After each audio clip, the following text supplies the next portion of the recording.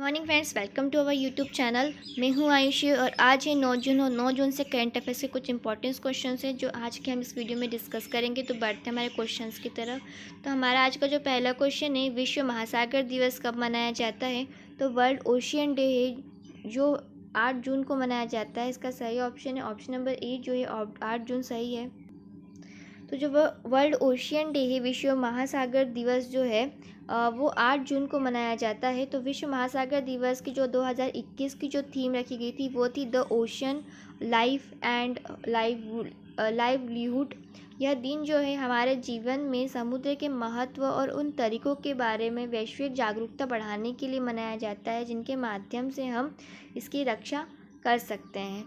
तो ये जो डे है वो हर साल जो है 8 जून को मनाया जाता है, विश्व महासागर दिवस। और 2021 की जो उसकी थीम रखी गई थी the ocean life and livelihood थी। तो इसमें ये दो चीज़ जो है याद रखने वाली है। तो इसके बारे में हम थोड़ी डिटेल और पढ़ेंगे। तो जो विश्व महासागर दिवस का जो इतिहास है, जो उसकी हिस्ट्री है, तो उस थी कि कनाडा की सरकार ने 1992 में रियो डी जेनीरो में पृथ्वी शिखर सम्मेलन में विश्व महासागर दिवस की अवधारणा का जो है प्रस्ताव दिया था। और आधिकारिक तौर पर जो है विश्व महासागर दिवस की जो स्थापना है वो 2008 में संयुक्त राष्ट्र महासभा द्वारा की गई थी, जो मुद्दों को हल करने के लिए 8 जून को दुनिया भर में प्रतिवर्ष मनाया जाता है।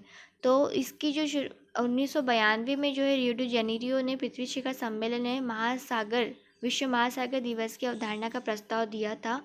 और इसको जो मान्यता मिली थी, मतलब आधिकारिक तौर पर जो मान्यता मिली थी वो 2008 में मिली थी संयुक्त राष्ट्र महासभा के द्वारा। ऐसी आधिकारिक तौर पर विश्व महासागर दिवस को ये मान्यता दी गई थी। और तभी से जो है 2008 से जो है 8 जून को जो हर साल के जो 8 जून आता है उसे विश्व महासागर दिवस के रूप में मनाया जाता है।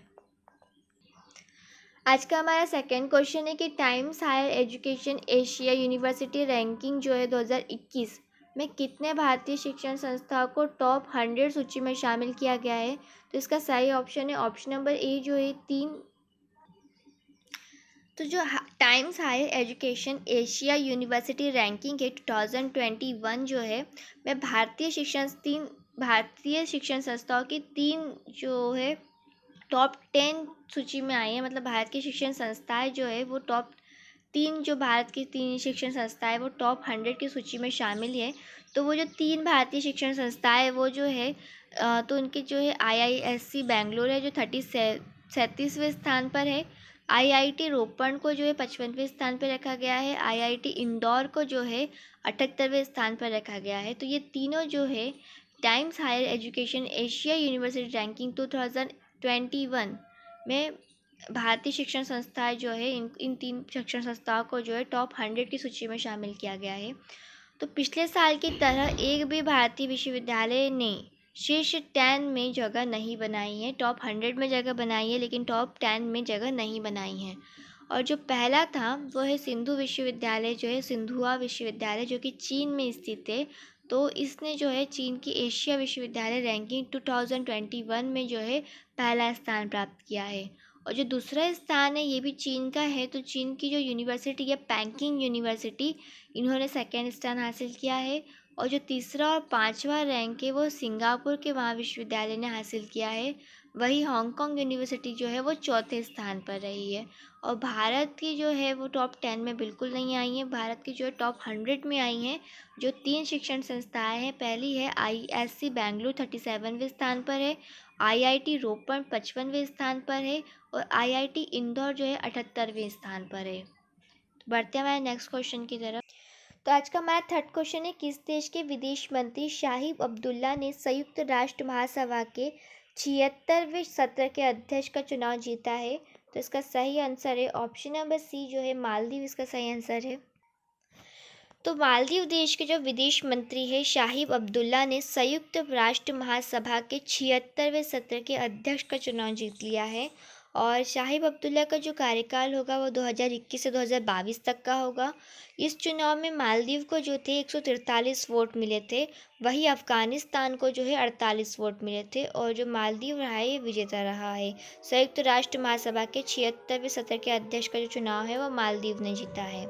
तो यूनाइटेड नेशन संयुक्त राष्ट्र जो है सेक्रेटरी जनरल है, मतलब इसके हम बारे में बात करेंगे तो संयुक्त राष्ट्र का जो सेक्रेटरी जनरल है वो है एंटोनियो गैटर्स है, और जो इसकी स्थापना हुई थी वो 24 अक्टूबर 1945 में हुई थी, और इसका जो हेडक्वार्टर है वो है न्यूयॉर्क यूएसए में है। आज का जो हमारा फोर्थ क्वेश्चन है कि हाल ही में किस देश को संयुक्त राष्ट्र आर्थिक और सामाजिक परिषद 2022 और 24 की अवधि के लिए चुना गया है? तो इसका सही आंसर है ऑप्शन नंबर डी जो है भारत, इसका सही ऑप्शन है। तो हाल ही में जो है भारत देश को संयुक्त राष्ट्र आर्थिक और सामाजिक परिषद के लिए 2022 और 24 की अवधि के लिए चुना गया है। तो संयुक्त राष्ट्र आर्थिक और सामाजिक परिषद जो है संयुक्त राष्ट्र विकास प्रणाली में केंद्र में है, और ये एक स्थायी दुनिया के लिए सामूहिक कार्रवाई को बढ़ावा के देने के लिए लोगों के मुद्दों को एक साथ लाता है। तो United national economy and social counselling, जिसे हिंदी में कहते हैं संयुक्त राष्ट्र आर्थिक और सामाजिक परिषद, तो इसका जो हेडक्वार्टर है ये है अमेरिका के न्यूयॉर्क में है, और यूएसए न्यूयॉर्क में है, और फाउंडेड है इसकी मतलब इसकी स्थापना की गई थी 26 जून 1945, और यहाँ के प्रेसिडेंट है हो जॉन, और एबरवेशन मतलब इसको जो शॉर्ट नेम है इसमें कहा जाता है ECOSOC। और हमारा नेक्स्ट क्वेश्चन है आज कि क्वेश्चन नंबर 5 जो है ये हमारा जो कल की वीडियो में ये क्वेश्चन जो होगा थोड़ा सा उसमें मिस्टेक हो गई थी, इसका सही ऑप्शन जो था वो गलत बता दिया था। तो हाल ही में प्रधानमंत्री नरेंद्र मोदी ने पुणे में विश्व पर्यावरण दिवस के अवसर के प्रोजेक्ट को लॉन्च किया था, तो इसका सही जो ऑप्शन था वो था E100 पायलट प्रोजेक्ट जो था उन्होंने किया था, और गलती से कल की इस वीडियो में मिस्टेक हो गई थी तो उससे हमने सुधारा है। जो प्रधानमंत्री नरेंद्र मोदी हैं उन्होंने जो विश्व पर्यावरण दिवस था जो 5 जून को मनाया गया है के अवसर पर उन्होंने एक प्रोजेक्ट लॉन्च किया था, इसो पायलट प्रोजेक्ट था जो पुणे में उन्होंने लॉन्च किया था कि E100 पायलट प्रोजेक्ट, जिसमें उन्होंने महत्वाकांक्षी परियोजना को उन्होंने भारत में इथेनॉल के उत्पादन और वितरण के लिए एक नेटवर्क स्थापित करने के उद्देश्य से शुरू किया गया है। क्वेश्चन नंबर 6 है हमारा कि निम्न में से किस राज्य सरकार ने जहां वोट वहां वैक्सीनेशन अभियान शुरू कर दिया है? तो इसका सही ऑप्शन है ऑप्शन नंबर सी जो है इसका दिल्ली सरकार ने जहां वोट वहां वैक्सीनेशन का जो है एक अभियान शुरू किया है। तो जो दिल्ली सरकार ने जहां वोट वहां वैक्सीनेशन अभियान शुरू किया, तो इस अभियान के तहत जो वहां के मुख्यमंत्री है अरविंद केजरीवाल, जो आम आदमी पार्टी के मुख्यमंत्री है अरविंद केजरीवाल, ने कहा है कि अगर वैक्सीनेशन की कमी नहीं हुई तो 4 हफ्ते के अंदर 45 साल से ऊपर की उम्र के हर व्यक्ति को जो है दिल्ली में जो है वैक्सीन लगा दी जाएगी। मतलब जहां वोट वहां वैक्सीनेशन का इन्होंने एक अभियान शुरू किया है, जिसके तहत अगर वैक्सीनेशन की कमी नहीं होती है तो 45 साल से ऊपर के जितने भी व्यक्ति होंगे दिल्ली में वहाँ पे वैक्सीनेशन लगा दी जाएगी। आज का हमारा 7वां क्वेश्चन है कि हाल ही में विश्व बैंक ने भारत के सूक्ष्म लघु और मध्यम उद्योग क्षेत्रों के प्रोत्साहन हेतु कितने करोड़ डॉलर की सहायता कार्यक्रम को स्वीकृति दी है? तो इसका सही ऑप्शन है ऑप्शन नंबर बी जो है 50 करोड़ डॉलर की स्वीकृति दी है बैंक के द्वारा। तो हाल ही में जो है विश्व बैंक ने भारत के सूक्ष्म लघु व मध्यम उद्योग जो भी है उनको जो है प्रोत्साहन देने हेतु कम से कम 50 करोड़ डॉलर की सहायता कार्यक्रम की स्वीकृति दी है। तो इस कार्यक्रम का जो उद्देश्य है वो है कि 5,50,000 उद्यमों के प्रदर्शन में सुधार करना और MSME क्षेत्र की सहायता के लिए यह विश्व बैंक का दूसरा कार्यक्रम है। इससे पहले पिछले वर्ष जुलाई में 75 करोड़ डॉलर के आपात कार्यक्रम को मंजूरी दी गई थी।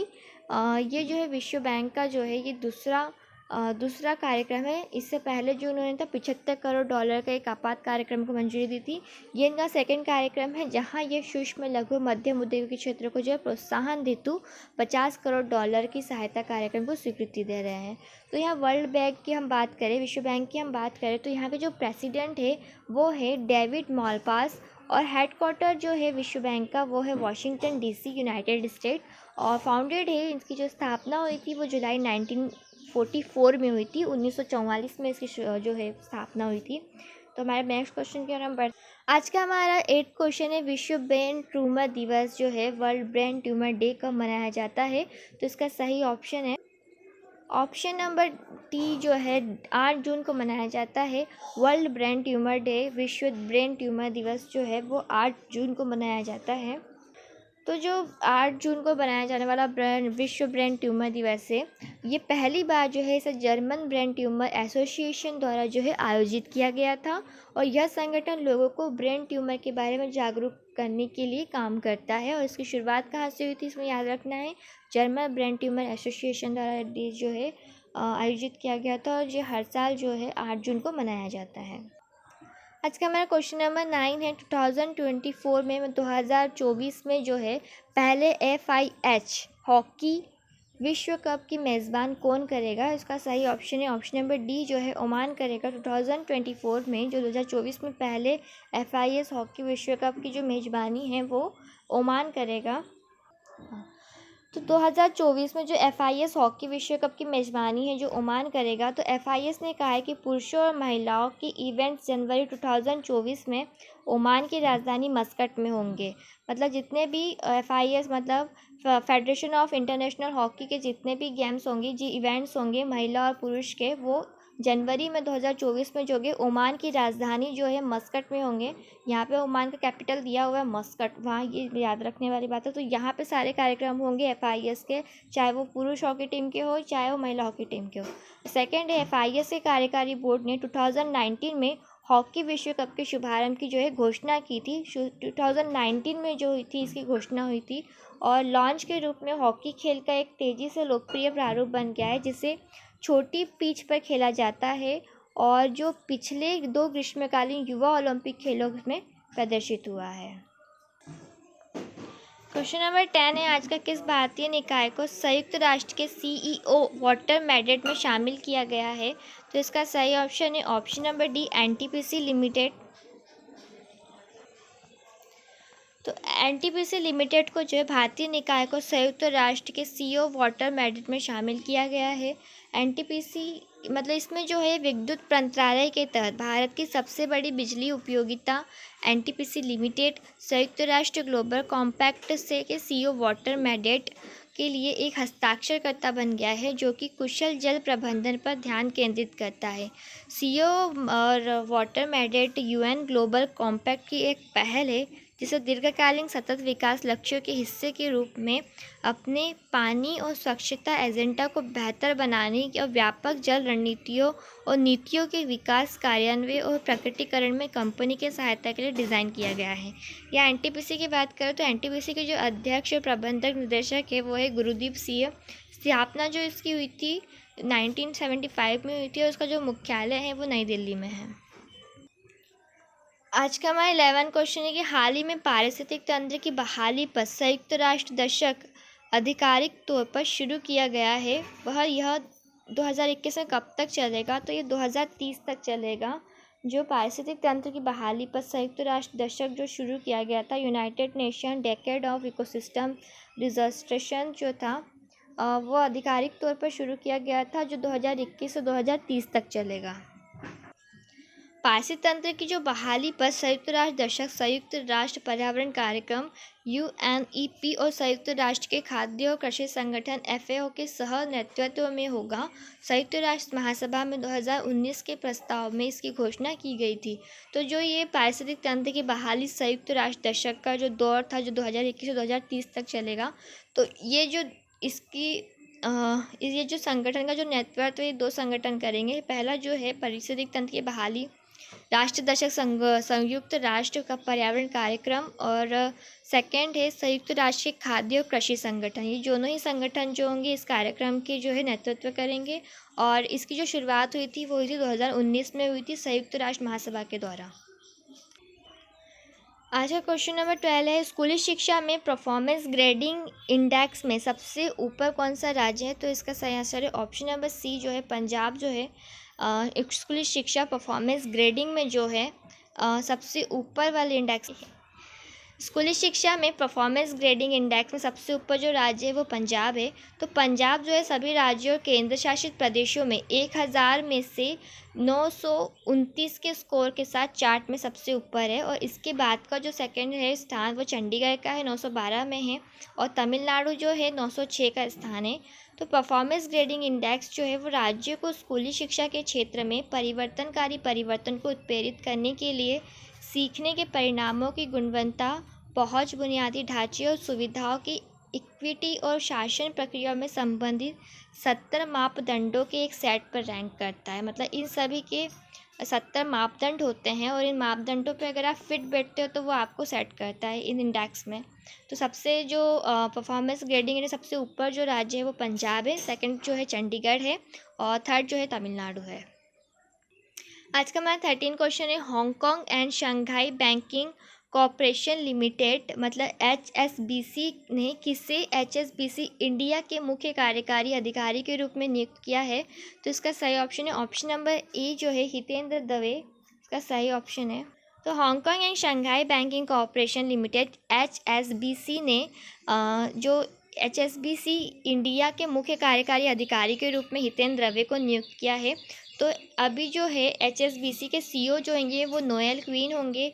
HSBC का जो मुख्यालय है वो लंदन में है, यूनाइटेड किंगडम। HSBC के संस्थापक है थॉमस सदरलैंड। HSBC की जो स्थापना हुई थी वो हुई थी 3 मार्च 1865 में हांगकांग में हुई थी।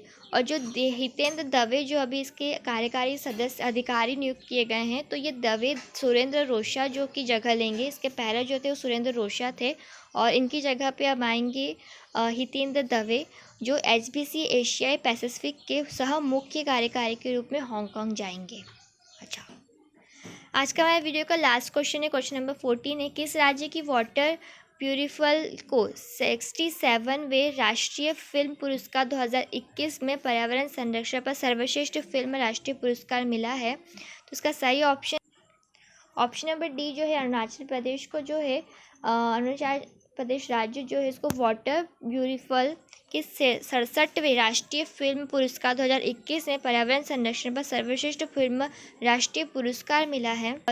प्यूरियल फिल्म स्वतंत्र फिल्म निर्माता शांतनु सेन जो है के द्वारा निर्देशित ये मूवी है वाटर फ्यूरियल और स्वतंत्र फिल्म निर्माता शांतनु सेन के द्वारा निर्देशित फिल्म है। तो वाटर प्यूरियल टेलीविज़न द्वारा निर्मित है। वाटर प्यूरियल जो है मोनपा बोली में है और अरुणाचल प्रदेश में एक स्थायी जनजाति के एक अंधेरे अनुष्ठान की आसपास एक दिलचस्प कहानी है। ये लोकप्रिय असमिया उपन्यास सबा कोटा मनोह से प्रेरित है जो कि येशे दोरस योगजी द्वारा लिखा गया है। तो इसे जो है 67वें राष्ट्रीय फिल्म पुरस्कार 2021 में जो है पर्यावरण संरक्षण पर सर्वश्रेष्ठ फिल्म एवं राष्ट्रीय पुरस्कार से सम्मानित किया गया है जो कि अरुणाचल प्रदेश है। तो अरुणाचल प्रदेश की है ये मूवी वाटर प्यूरियल और 67वें राष्ट्रीय पुरस्कार में इन्हें जो है पर्यावरण संरक्षण सर्वश्रेष्ठ मूवी दी गई है। तो इसकी जो वो है निर्माता है वो है शांतनु सेन जो है फिल्म निर्माता जो है इसके शांतनु सेन है और निर्देशित की गई थी इनके द्वारा। ये एक लोकप्रिय असमिया उपन्यास सबा कोटा मनोह से प्रेरित है और जो येशे दोगरी योगंची के द्वारा लिखी गई है। और इसकी जो भाषा है मतलब इसकी जो लैंग्वेज उन्होंने दी है स्थानीय जनजाति टेलीविज़न असमिया लैंग्वेज पे है। ये असमिया उपन्यास जो है मोनपा बोली पे इसकी जो लैंग्वेज है वो एक मोनपा बोली है और अरुणाचल प्रदेश में एक स्थानीय जनजाति है जो एक अंधेरा अनुष्ठान के आसपास एक दिलचस्प उन्होंने कहानी दी हुई है। तो इसे जो है पर्यावरण संरक्षण पर सर्वश्रेष्ठ फिल्म राष्ट्रीय पुरस्कार दिया है। तो आपको अगर हमारी वीडियो अच्छी लगी तो प्लीज़ वीडियो को लाइक कीजिए, चैनल को सब्सक्राइब कीजिए, वीडियो को शेयर कीजिए और इसके फ्री PDF के लिए आप हमारे टेलीग्राम ग्रुप से जुड़ सकते हैं। तो thank you, have a nice day.